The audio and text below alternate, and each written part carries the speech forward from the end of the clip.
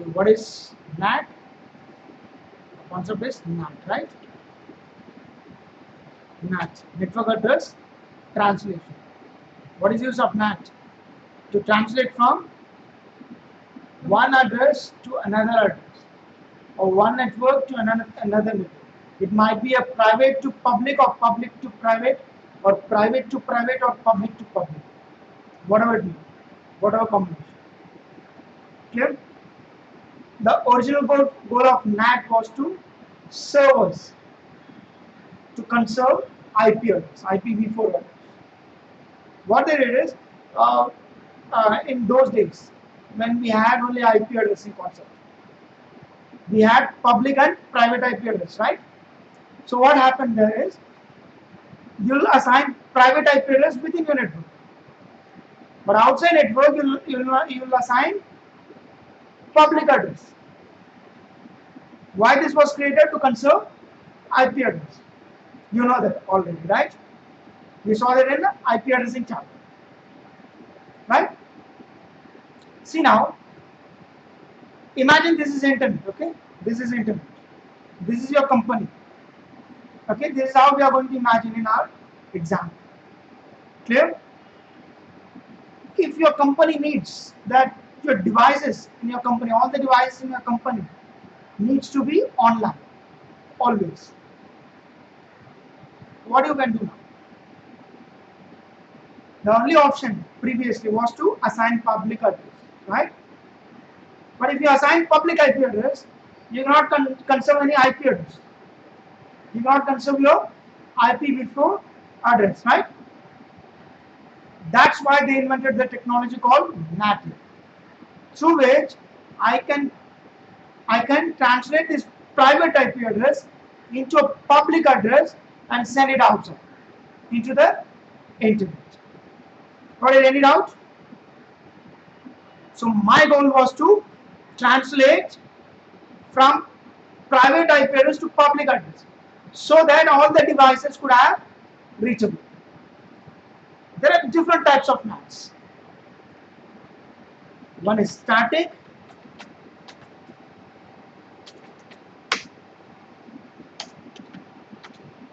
dynamic, third one is fat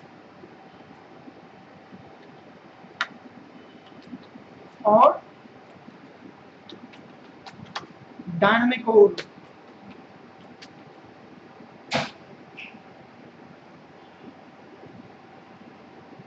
What is static NAT? One-to-one mapping. For this PC, if this PC comes in, I'll give this IP. This is called static NAT. Always NATing is done in a router. Okay, only router understands NATing. So if this PC comes in, give him this address. This is how a static NAT works. Okay, so you'll say that you'll instruct this router that if anyone with this IP address comes in, please give him this IP address and send him outside. Clear? What I'll do now, I have given basic IP addressing, as you know. To stimulate internet, what I'll do is, I'll not run any routing protocol. I'll just give default route. For any network, any certain mask, you have to go to this route, to your ISP. This is your ISP. Imagine that this is your ISP, Internet Service Provider. So I'm going to write a default route. IP route, any network, any mask, go to 192.1.12.2 or go via fast Ethernet, my fast Ethernet 0/1. That's all, done. Okay, here in internet I am going to write a static route, not default route. IP route to reach, or else I'm not going to write anything right now. Okay, I'm going to take a network. Which network? So this 192.1.12.1 has my static binding address. I'll bind this address, which address? 192.1.12.1 for this PC. So whenever this PC comes in, he'll take 192.1.12.1 as IP address, and he'll reach 20.0.0.1. First of all, I'll check the reachability. Will I ping now? 10.0.0. Sorry, 20.0.0.1. Will I ping now? Will I ping? No. Why? The packet from here will go and reach this PC, but the return traffic will not come. Why? He doesn't know anything about 10 network. I know how to reach other networks because I have default route. This router. Any doubt? I know how to reach all the networks. I have default routes. So the packet from here is reaching this PC, but the return traffic is getting blocked here. Why? See this routing table show IP route. I don't know how to reach 10 network. Got it? Any doubt? You're clear, right? Okay. So what I'll do now? I'll do NATing, static NATing. Static NATing. How to do static NATing? The command is very simple. IP NAT. All the command for NATing starts with IP NAT. IP NAT. And one more thing. Before doing this, you have to define one more thing. Before doing NAT, you have to define your inside and outside network. This is your inside network and this is your outside network. Clear? Any doubt? I'll show you one more thing. See this one. Port address translation. This is your inside network and this is your outside network, right? This is called as inside local IP. The address which is coming from your inside network is called inside local IP address. And the address which I am going to give, which is a public address, is called as inside global address. And the address of internet is called as outside global. And the address which you are going to reach at the end is called as outside local. Sorry, global local address. That is outside local address. Clear? So in our case, this will be inside local. Which address? This address. 10.0.0.1 will be inside local IP address. And 192.1.12.1 will be inside global IP address. This will be outside global IP address. This will be outside local IP address. That is global local. Clear? So I have to define which is my inside and outside network first. How to define that? Get inside this interface. Fast Ethernet 0/0 interface. Fast Ethernet 0/0. IP NAT. This is inside or outside network?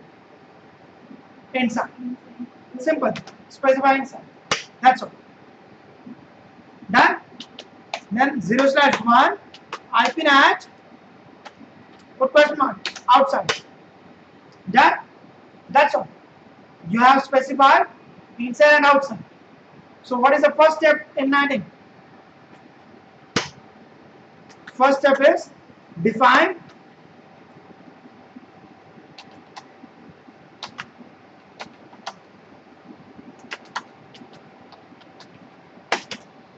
what is the next step? Write the NAT statement. Okay? This is for static NAT.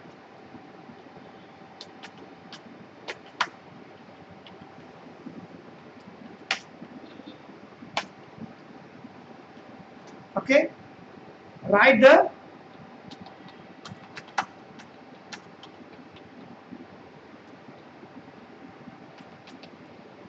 shall we do that? How to write the NAT statement? In global, that is global configuration mode, the command will be IP NAT You are going to translate from your inside network to outside network, right? IP NAT inside, that's why you have to define it correctly, or else it will not work. You are going to NAT from inside to outside. This is your inside and this is your outside. That's why you have specified your inside network and outside network. Clear? IP NAT inside, my source will be this is a static NAT, right? My source will be static. What address? What will be my inside local IP address? 10.0.0.1. What will be my inside global IP address? 192.1.12.1. Got it? Hidden. What does this statement specify to the router? This statement says that if anyone with 10.0.0.1 comes in, please give him this address and send it out. Got it? He will be given an IP address called 192.1.12.1. Clear? Any doubt? Shall we ping now? Let's ping now from this device. See, I didn't run any special configuration. I didn't run any routing protocol, or I didn't advertise anything, or I didn't tell this router how to reach them. Does this router have any entry about telnet? No. See, I don't have anything about telnet in my routing table. Boom, this router. But I'm pinging from telnet and he is replying back. Did you see that? But if I ping from this PC, I will not ping. 1. Why? Because when a packet is going from here, the source IP,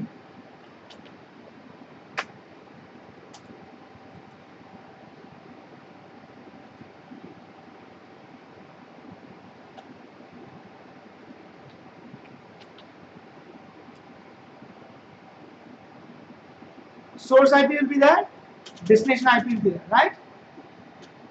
What is the source IP? 10.0.0.1. What will be the destination IP? 20.0.0.1. This packet is generated from this PC1, and it is reaching this router. What this router will do? He knows that for telnet I have a static bind of NAT. I have a NAT statement, right? Any doubt? So what I'll do, I'll remove this address, source address. Yeah, I'll do the address translation. What I'll do, I'll give him an address called 192.1.12.1, but I'll remember this 10.0.0.1 in my NAT statement. That's why when the reply traffic is coming to this address, I'm exactly sending it to this PC. Clear? Now this packet from here goes to this PC without this 10.0.0.1 address. Without this 10.0.0.1 address, it's going with this address. What he'll do now? He'll reply because he knows the default gateway. He's a PC. This router knows how to reach 192.1.12.0 network, right? He'll send the packet here. He'll get this packet, but now the source will be 20.1 and destination will be 192.1.12.1. Got it? Now this packet will reach here. What he'll do now? He'll see his NAT statement. Exactly. He'll translate again. He'll remove this 192.1.12.1 and he will give this address and he'll send it. So you are removing both source and destination at the end of it. Right? This is called network address translation. But we are doing for a static purpose. Right? What it means? I'm dedicatedly giving an address to this PC, but not here, here. right? This is called static NAT. What is dynamic NAT? Instead of giving IP address for each and every PC, what I'll do is, instead of creating a static NAT for each and every PC, this consumes lots of statement, right?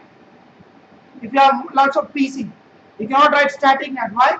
It will consume lots of commands. You have to give lots of commands, right? So what I'll do is, I'll move on for dynamic NAT. What is dynamic NAT?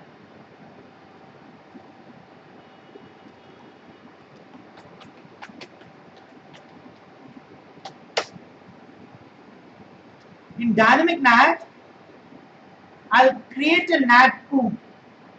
First step always remains the same. Define your inside and outside, and then create an NAT pool and assign or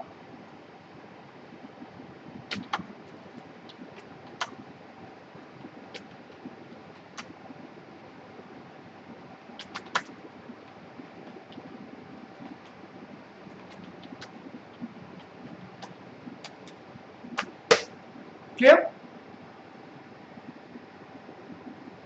This is your second step. Third one, you have to, before that, one more thing I have to tell you is, in dynamic NAT, what you will do is, it's a simple procedure. You are going to recognize the traffic and you have to bind it to that NAT pool. What kind of traffic? You have to recognize the device, the group of people. You will say that if anyone comes from this group, okay, allow him to take IP address from this NAT pool. Clear? So what you have to do is, you have to create an ACL for what? To group.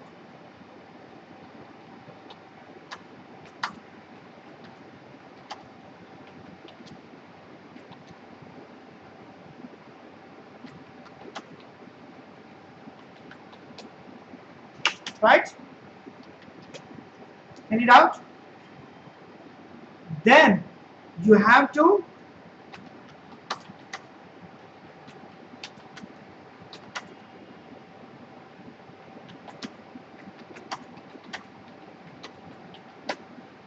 with the NAT pool. You have to bind the ACL with the NAT pool. Why? This states that this dynamic pool should be utilized by this group of people. In static NAT, you said that for this person you give this address, but in dynamic NAT, what you'll do is, you'll say that for this group of people, I'm giving this NAT pool. What it means?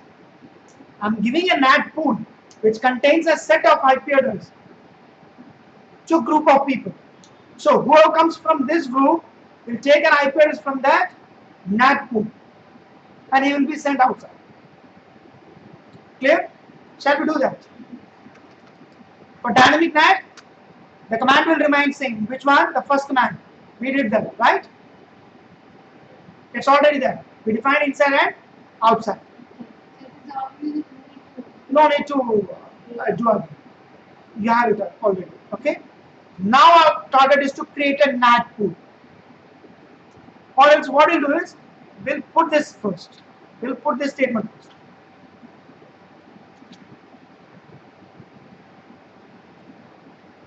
And we'll put this statement next. So that it will be in order. Clear? First I am going to group the traffic or group the devices using AC. Shall I do that? How to do that? Access list 1, permit to whom? Whom I have to permit? 10.0.0.0 network. What is a mask? 0.255.255.255 wildcard mask, right? Didn't. Access list 1, permit any to remove implicit NAT. and grouping those pieces. That's all. Nothing big. Nothing to confuse. Clear? In dynamic NAT, what is the purpose of dynamic NAT?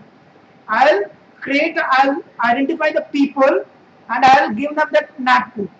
In that NAT pool, I'll have a set of IP address. Clear?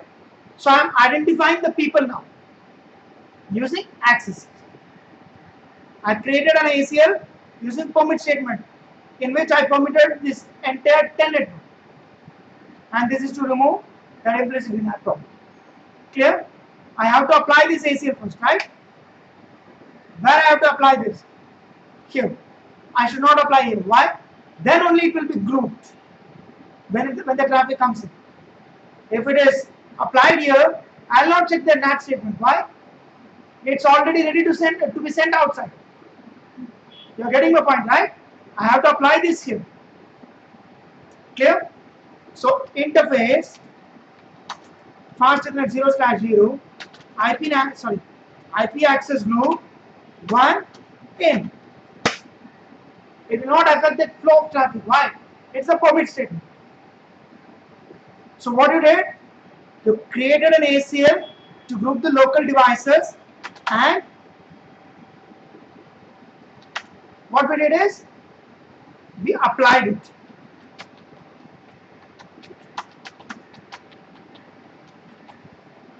Done? Any doubt? What is our next target?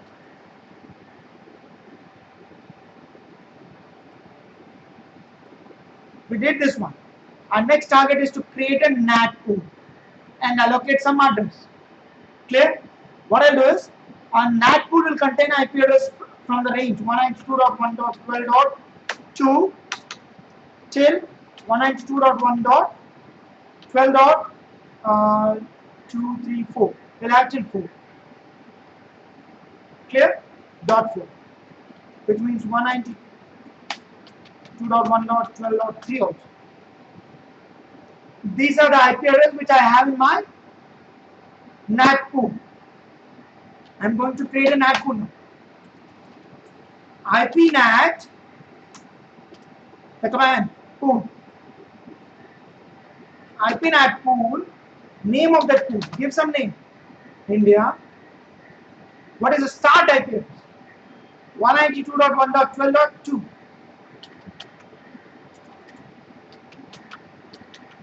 Right? What is the end IP address? 12.4. Start and end. 192.1.12.4. 3 is included. Why? This is from till. Clear?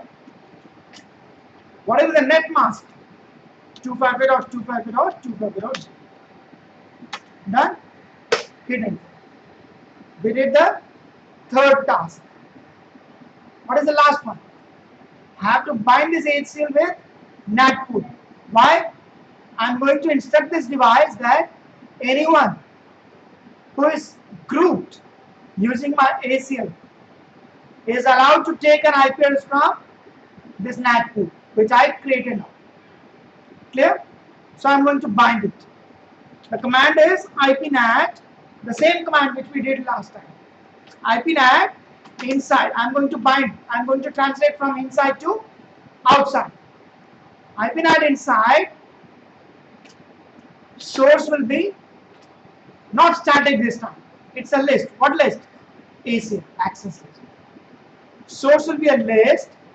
What is the name of the list? Or number? Number is 1. We created an ACL name, ACL number 1. I'm going to bind it to a pool. What is the name of the pool? India. That's all. Done. You want to see now what happens? The same address I'll ping.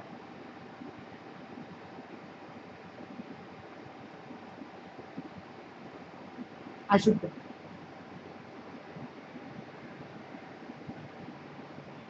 See what happens.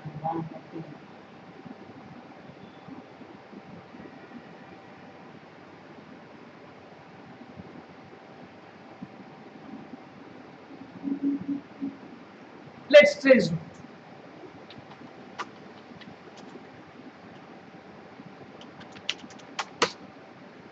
It's going to 10.10. After that,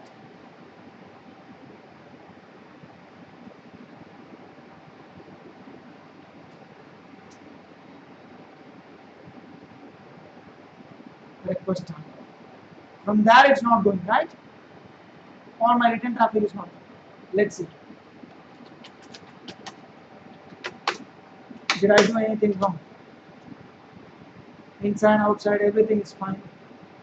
In ACL, I'm permitting 10 network, yeah, it's fine. Nagpur, India. Okay. Okay, everything is fine. Let's see what happens. The thing when you're looking it up.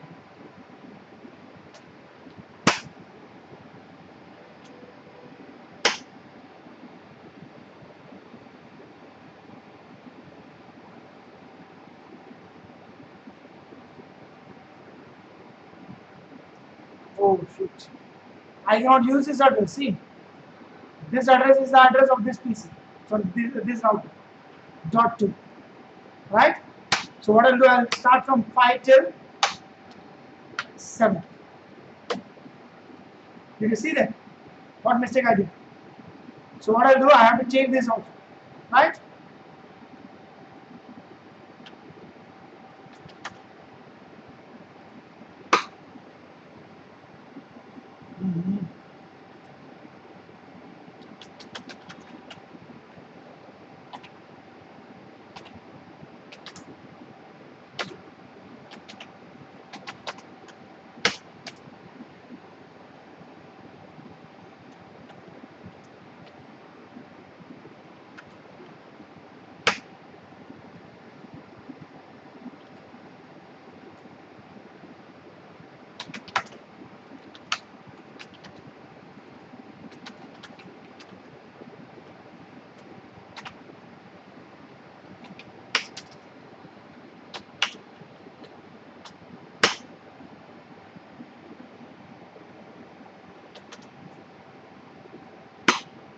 Okay. So what I'm going to do now, no IP NAT you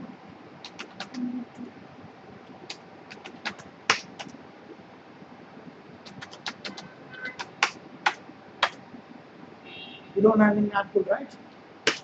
We removed all the commands, right? We don't have any NAT. IP NAT pool India. My starting address will be 192.1.12.5 and will be 7, right? 5 till 7. Net mask will be 0. Clear? Now what I'll do, I'll apply that ACL again. IP access group 1 in done. An IP NAT inside source will be a list. List number is 1, and I'm going to bind it with the pool called. Shall I ping now? Will it ping now? It will ping.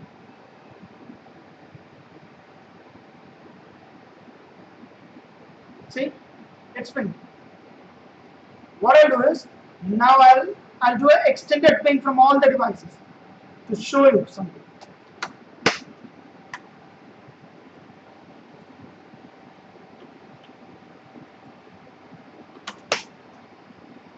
This device is also pinging.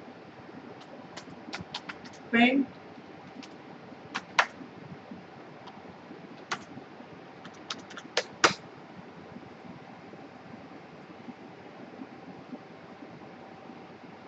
He is also pinging. Let's see this device. So why you writing that ping? Extended ping. Continuous ping. The ping will not stop unless you stop.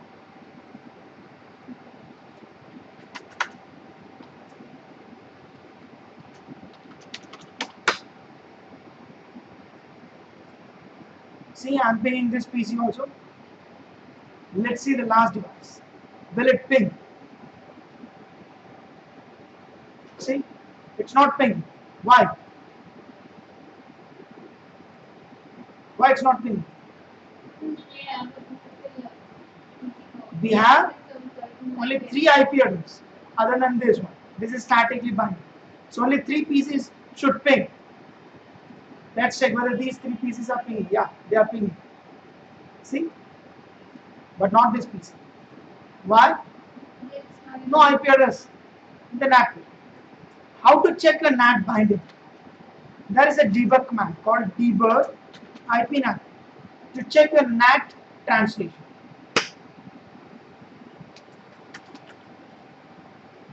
See what's happening over here. I'm pinging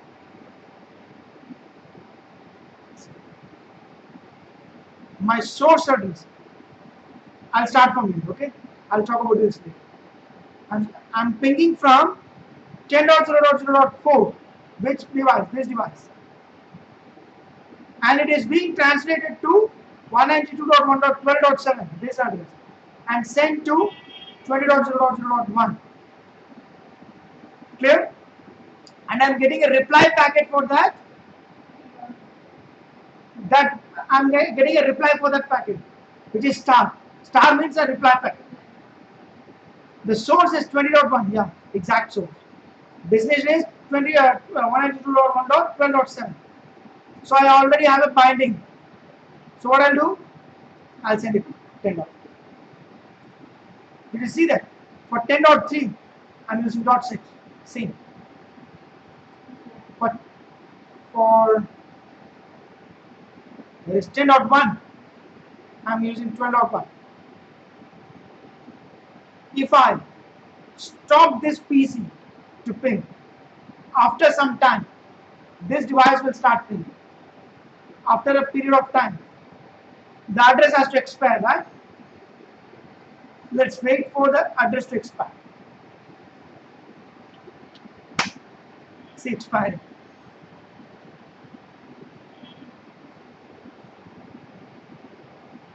Let's wait for some time. See, it started pinging. Right? It started pinging. If I ping from this PC again, it will not ping. Why? Already this address is being used by this PC. He cannot take the same address. Did you see that? So any doubt? Any doubt on that? It will never ping. Why? All the addresses are being used right now. See? They will ping. Did you see that? To overcome this problem, even if I use dynamic NAT, I cannot conserve IP address if I want to keep all the devices online. Right? So what they did is they introduced a technology called PAT, port address translation, which is also called as dynamic NAT overload. Clear? Configuration is just a piece of cake. It's very easy. Okay? The concept is more easy than that. The concept is, what I'll do is I'll use a single address. I'll use a single address or a minimum number of address, and I'll use a port number with those. Like what? For example, if this PC is coming in, what I'll do, I'll give him this address. Okay, I'll say that for this PC I have given this port number while sending out. When this device is coming inside, there is 10.0.0.2. He will remember in this statement, in its NAT statement, that if this PC is coming inside, I have given him this address 192.1.12.5 with a port number of say 20. Some port number. For example, 20. I'll remember it. Clear? I'll remember it. If this PC comes in, I'll say that okay, for this PC I'm giving the same address. 192.1.12.5, but a different port number 30. That will be the source port number and source address in this when the packet leaves from this interface. Then the reply comes back. To what address it will come? To this address 192.1.12.5 with a port number, with the destination port number of 20 and 30. The 20 will be routed to this one, the 30 will be routed to this piece. This is how it works. You want to see that? I'll remove this dynamic overload first. To remove it, undebug all. Clear? Do show run. I'll remove the previously configured statement. Which one? The previous NAT statement. Which one? This one. I'm sorry. This one. I have to remove this. But if you remove it normally, it will not remove. Why? It's in use. It's in use. It's in use. That's why you cannot remove anything which is in use. So what I have to do now? I have to remove this ACL binding.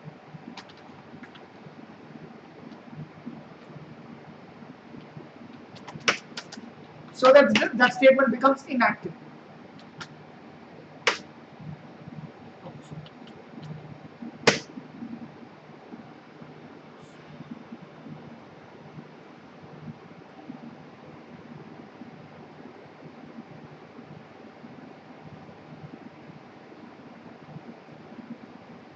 Take some time.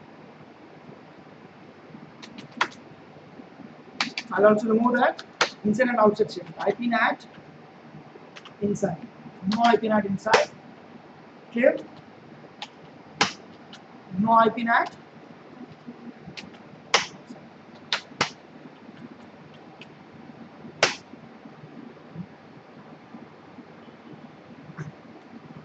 What I'll do, I'll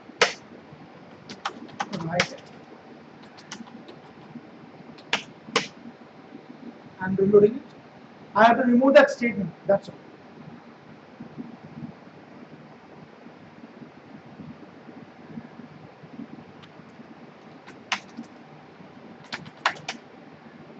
Because the extended ping is already happening.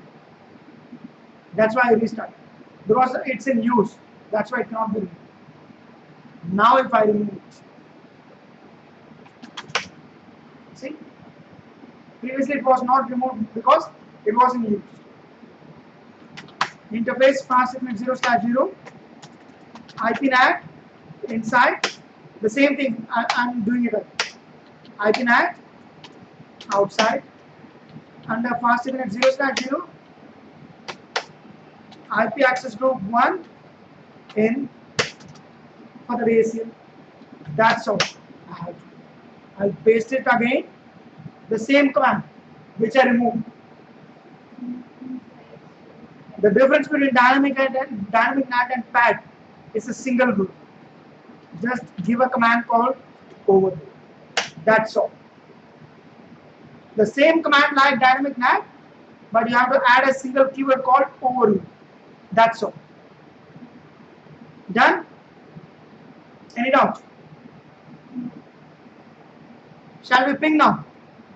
Say it's pinging. This is also pinging. Even this PC is also pinging. This PC. See? All the PCs are pinging. So let's see the debug command. We'll debug and see what address it's taking. Debug IP NAT.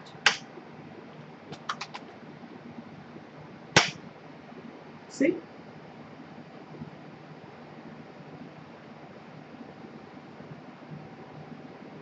Source address is 10.5. It's using 12.5 to 20.1 with a port number of 378. Even 10.2 is also using the same address. See? Did you see that? But with a different port. 10.3 same address, different port. Port numbers are given by the device itself automatically. No need to worry about it. Clear? This is NAT. Any doubt? Just practice it.